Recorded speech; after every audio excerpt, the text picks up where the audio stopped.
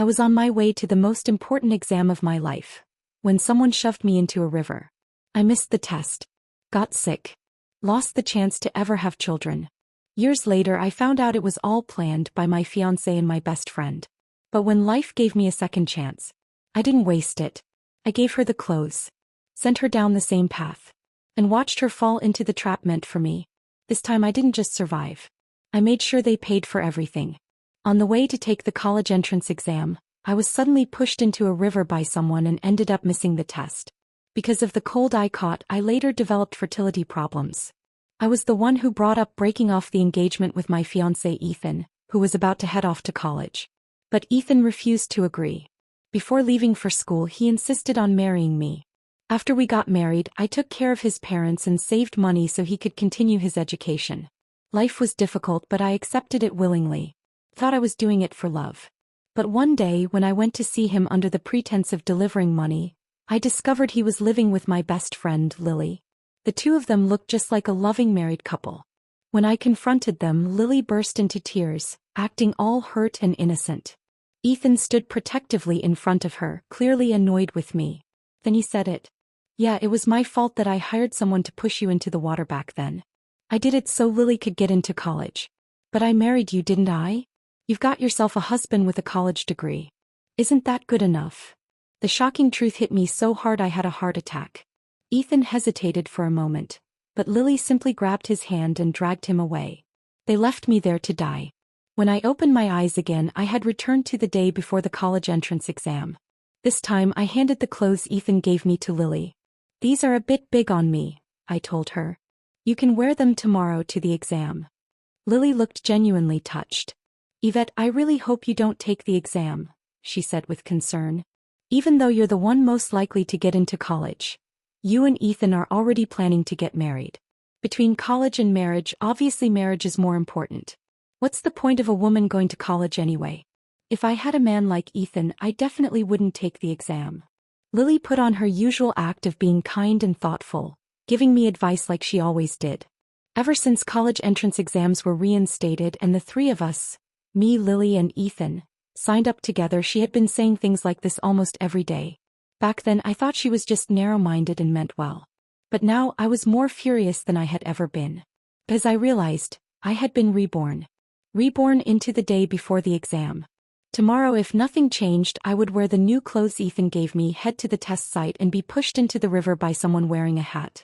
I would miss one of the exams, lose my chance at college, and get an infection that would cost me my fertility. Without competition, Lily and Ethan would both get into college successfully. In my past life, I didn't want to hold Ethan back, so I took the initiative to end the engagement. But he not only refused, he rushed to marry me. I was touched. I spent all my savings to support him through school, stayed home to care for his parents. Since I couldn't have children, his parents constantly looked down on me. I could barely keep my place in that house by constantly providing financial support. I told myself that once Ethan graduated and had a stable job, I'd save up and take the entrance exam myself. But I never expected. It was all a lie. The one who arranged for me to be pushed into the river was Ethan. He did it on purpose, just to give Lily a better chance at college. Thinking about the despair I felt before dying, the pain of being betrayed by the man I loved and the best friend I trusted, I wanted nothing more than to strangle Lily right then and there. But I held it in. Lily rolled her eyes, sensing my expression had soured. Yvette, I'm doing this for your own good. Look how much Ethan cares about you. He's been skipping meals, trading food stamps just to buy you new clothes for the exam. He's such a great guy. What more could you want? I lowered my eyes and let out a soft, mocking laugh without saying a word. That single laugh was enough to enrage Lily. What's that supposed to mean? I'm doing all this for your sake, and that's how you treat me. You owe me an apology. If you don't apologize, I won't forgive you. That didn't surprise me one bit. Lily's family wasn't well off. She had a younger brother to support, so she was always finding ways to squeeze little benefits out of me. But I had calmed down and thought things through. The accident that happened on the way to the test must have been orchestrated by Ethan himself. Lily probably didn't know about it, not yet. If she did, she wouldn't be so tirelessly trying to persuade me not to take the exam. So I sighed and said, Lily, you misunderstood me. I'm just feeling a little overwhelmed by everything with the college exam. After all, Everyone said I was guaranteed to get into college. If I didn't pass, it would be humiliating. Lily rolled her eyes again. So what? Just because you're feeling upset, you get to treat my good intentions like trash. I let my expression shift into guilt, looking helpless and ashamed. After a moment, I said softly, "Don't be mad. How about this? Take the outfit Ethan gave me. It'll look much better on you anyway. Wear it to the exam tomorrow. I'm sure you'll do great." Lily instantly changed her tone, hugging the clothes to her chest like they were treasure. "Now that's more like it," she said. As Lily turned to leave, still holding the outfit, I suddenly stopped her. "Wait." She frowned and snapped. "What?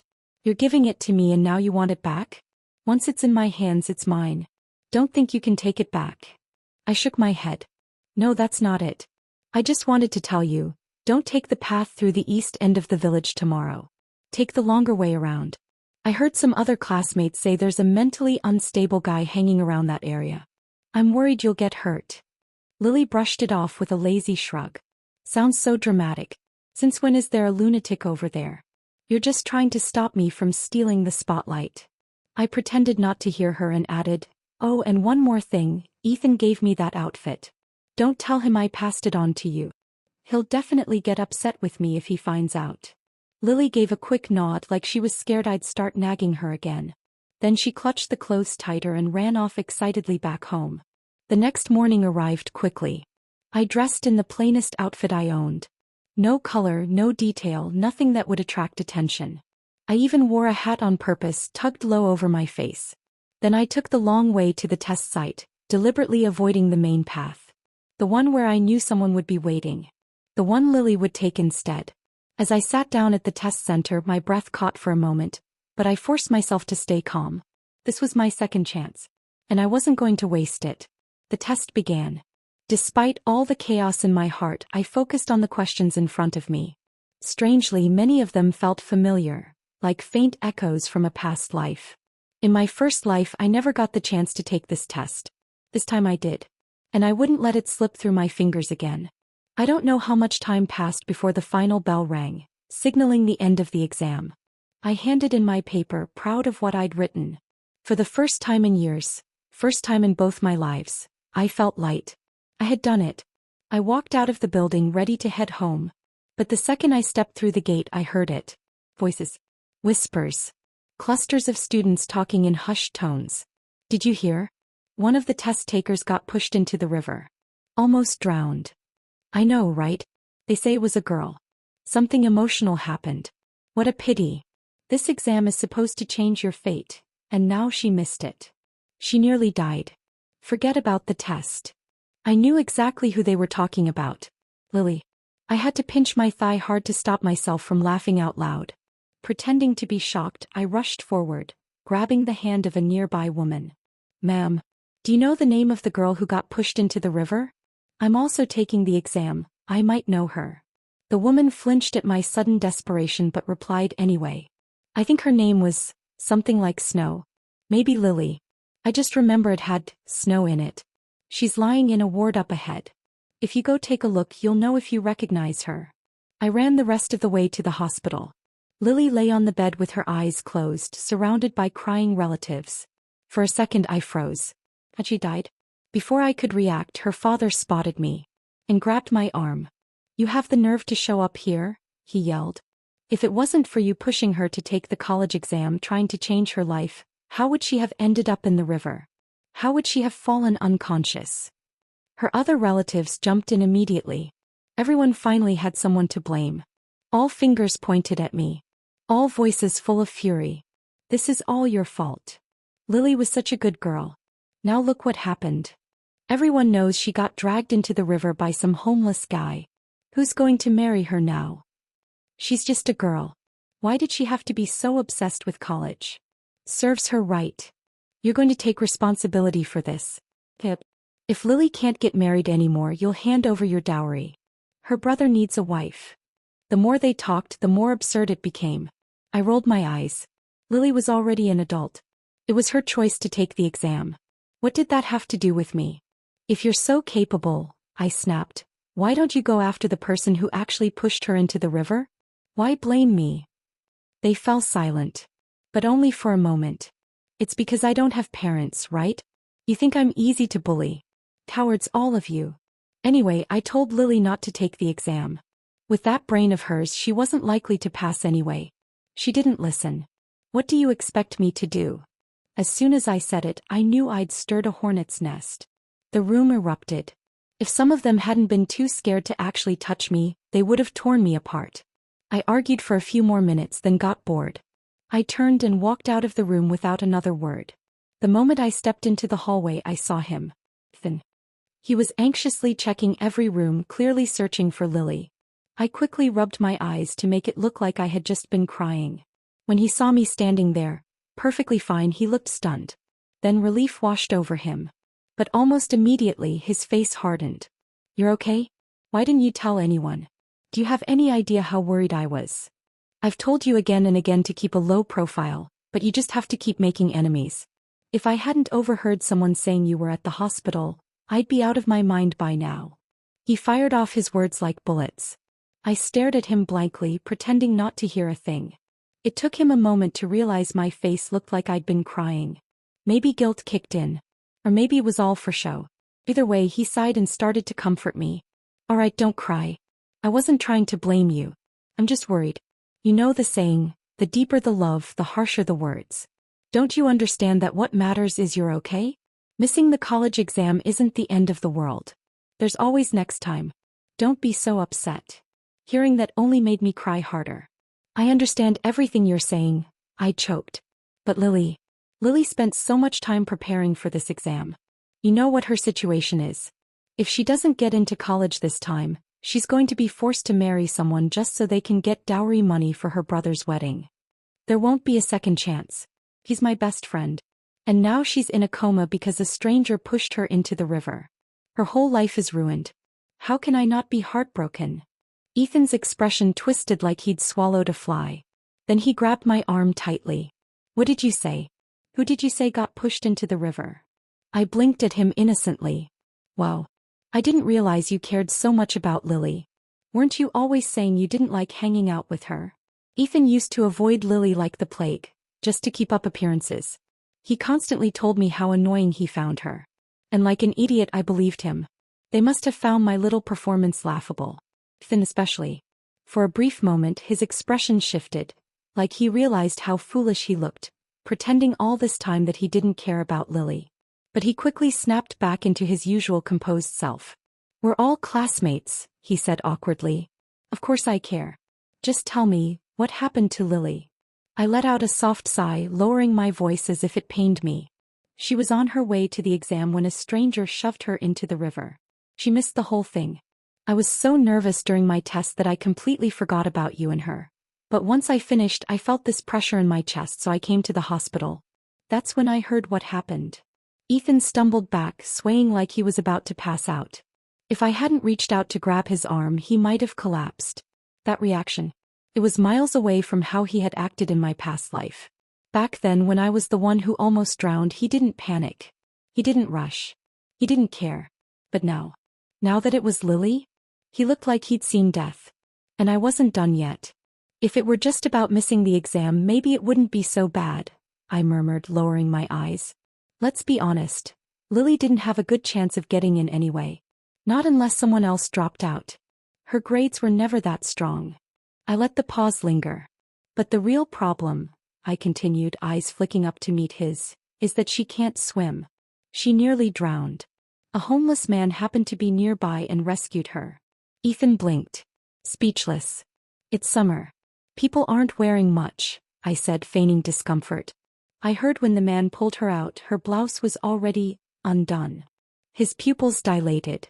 Now her reputation is ruined. What's she supposed to do in the future? And just like that, Ethan shoved me aside and stormed into Lily's hospital room. I followed, of course. I wouldn't miss the next part of the show for the world. The moment Ethan burst into the room, Lily's mother ran to him, grabbing his arm. Ethan, what are we going to do now? She wailed. Didn't you say you had a plan? That you were confident you could get Lily into college? But that homeless guy, he's 50.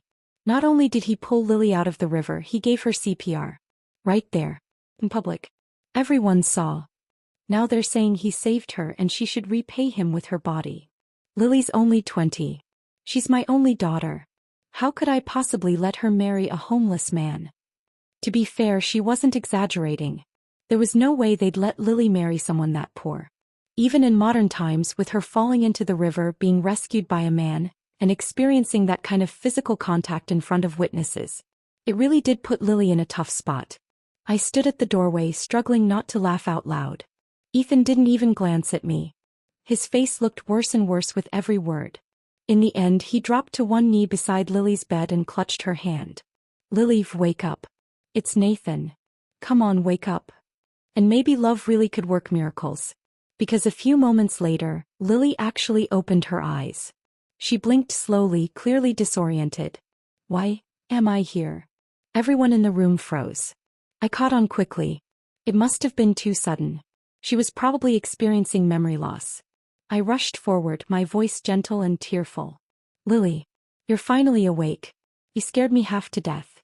It's okay if you didn't get into college. What matters is that you're alive. Your reputation, your innocence. None of that matters. Worst case, you never marry. That's fine. I'd never let you end up with that homeless man." With my patient coaxing, Lily seemed to start remembering. Then all at once she sat up and pointed directly at me. "It was you. You did this on purpose." I froze. "So did everyone else. That outfit, you gave it to me," she shouted. "And before that man pushed me, he called out your name. I turned around and that's when he shoved me. How could she possibly blame me?" Lily's face looked wild, angry, broken, desperate. "If you hadn't made enemies with someone, if you hadn't given me that outfit, this never would have happened to me." Her mother and relatives started piecing it together. Exactly how I'd intended. They turned their fury back on me. "So it really was your fault. That outfit was beautiful. Why would you give it away so easily? What did Lily ever do to you? You're disgusting." I put on a face full of helpless frustration, struggling for words before finally speaking. "How's this my fault? First of all, the clothes were brand new. Nobody even knew they were mine. Second, it's not like I purposely gave them to her. If anything, she took them from me." Lily nearly exploded. "You're lying." I didn't argue further. I just sighed. "Also, I told you yesterday not to take that path. I warned you. There was someone mentally unstable hanging around. I didn't want you to get hurt. If I really planned this, why would I warn you?" Lily's face darkened, but she wasn't done. "There's been a mentally ill man at the village entrance for years. Everyone passes by just fine. Your so-called warning meant nothing." I didn't bother responding. Instead, I calmly added, "And another thing, he called my name. Why did you respond?" The room went silent again. "If, like you say, it was someone I offended who was coming after me, why would you turn around when they called me?" They didn't have an answer.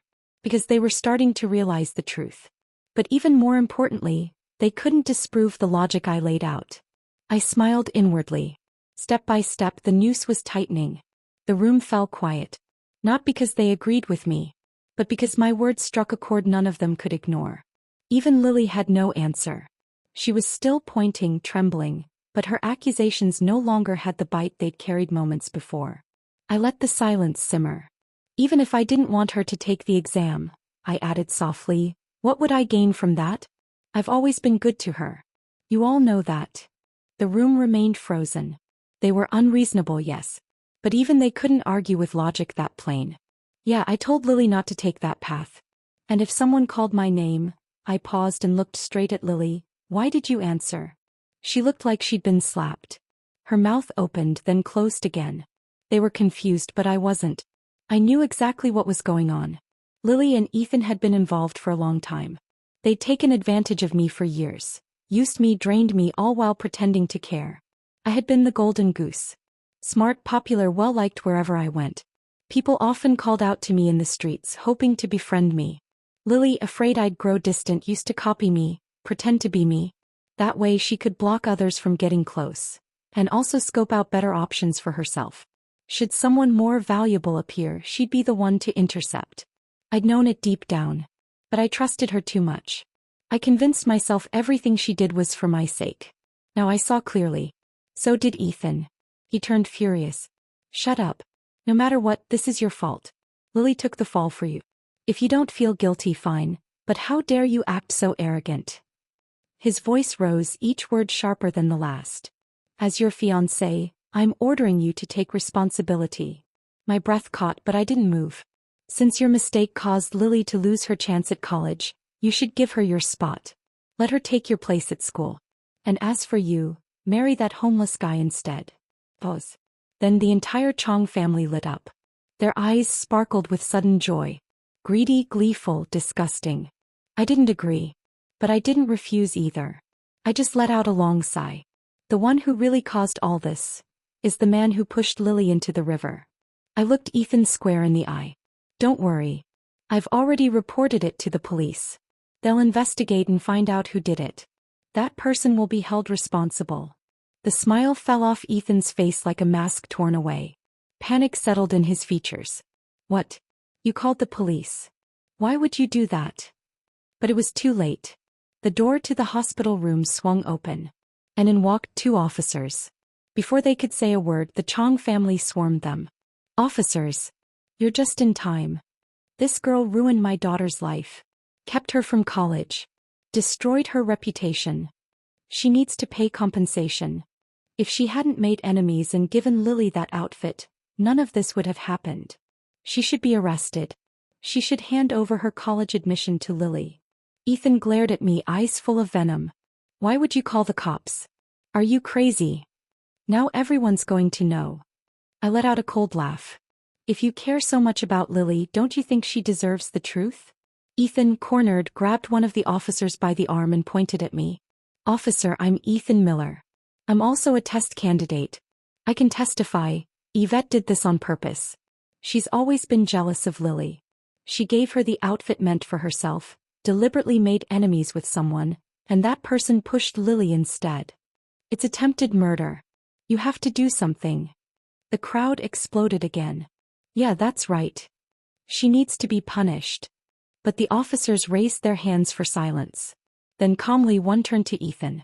You're Ethan Miller? From Miller Village. Ethan blinked, confused. Yes. The officers looked at each other. Good. You're exactly who we're looking for. Without giving anyone time to react, they pulled out handcuffs and cuffed Ethan on the spot. The room went completely silent. Everyone had assumed I would be arrested. Everyone thought I was the easy target. No one had imagined the real criminal was standing right next to them. Ethan's expression contorted. What are you doing? One officer stepped forward. Because Yvette reported the incident right away, we launched an immediate investigation. We found witnesses. Following their leads, we tracked down the person who pushed Lily. After interrogation, he confessed and revealed who hired him. The officer turned toward Ethan. You. Lily sat up in her bed, dazed. No. That's not possible. I don't believe it. I never did anything to him. Why would he hurt me? I lowered my gaze and stayed silent. She'd forgotten something. The man who pushed her had called out my name. She had responded. She had taken the fall meant for me. But I had no reason to remind her of that. Because this was always the plan. I had simply redirected the disaster onto the one who created it. The silence in the hospital room was deafening. No one moved. No one spoke. Lily stared blankly at Ethan, her mouth hanging slightly open. Her fingers clutched the bedsheet, knuckles white. Ethan, on the other hand, looked like he'd been hit by a truck. It wasn't me, he shouted, thrashing in the officer's grip. There has to be a mistake. You're arresting the wrong person. But the officers remained calm. According to the suspect's statement, you hired him and paid a deposit in advance. You told him exactly which girl to target. You said she'd be wearing a new outfit and taking the eastern path to the test center. You also said she might respond to the name Yvette. The Chong family gasped. Even Lily covered her mouth. Ethan, she whispered. You plan to push Yvette into the river? No, he cried, voice cracking. That wasn't supposed to happen. I didn't think he'd really do it. The officers didn't flinch. You paid him to interfere with a national-level examination. You instructed him to use physical force to delay or injure a test candidate. That's a crime. You not only disrupted a federal process, you endangered someone's life. You will be prosecuted accordingly. Ethan dropped to his knees, still cuffed, begging. Please. Please let me explain. I did it for Lily. Just for her. He looked at Lily desperately. I didn't mean for you to get hurt. I didn't know you'd be wearing that outfit. You were never supposed to be on that path. Yvette was. This is all her fault. She set me up. Everyone turned to look at me. But I stood quietly in the corner, letting Ethan scream. Because the more he talked, the more everyone saw him for what he truly was. Yvette gave me that outfit, Lily said, voice trembling. She told me not to take the eastern path. She said it might be dangerous. I thought she was just being dramatic. Her voice broke. I didn't know. I didn't know you wanted to hurt her. Ethan's eyes were wide with panic. He tried to crawl toward her. Lily. No. Please, I only did this so you could go to college. So we could be together. You know how much I love you. The look on her face made it clear. She didn't believe him anymore. One of the officers tugged Ethan to his feet. Let's go. Wait, he shouted. Yvette, help me. Say something. I took a slow step forward. For a second I let my gaze soften. I knelt down to his eye level, tilted my head. You remember what you said to me? I whispered. Back in that other life? He blinked, confused. You said, yeah, it was my fault that I hired someone to push you into the water. But I already married you, didn't I? You got a husband with a college degree. Isn't that enough? His breath caught. I smiled. Now I'll return the favor. Yeah, it was your fault that Lily got pushed into the water. But you already loved her, didn't you? You got to be with her for years. Isn't that enough? And then I stepped back and watched them drag him away. The Chong family was in shambles. They tried to protest, to bargain, to plead, but it was no use. The truth had come out. Their carefully crafted image of Lily's innocence was shattered. Ethan was gone. Their hopes of status through a college-educated son-in-law were gone.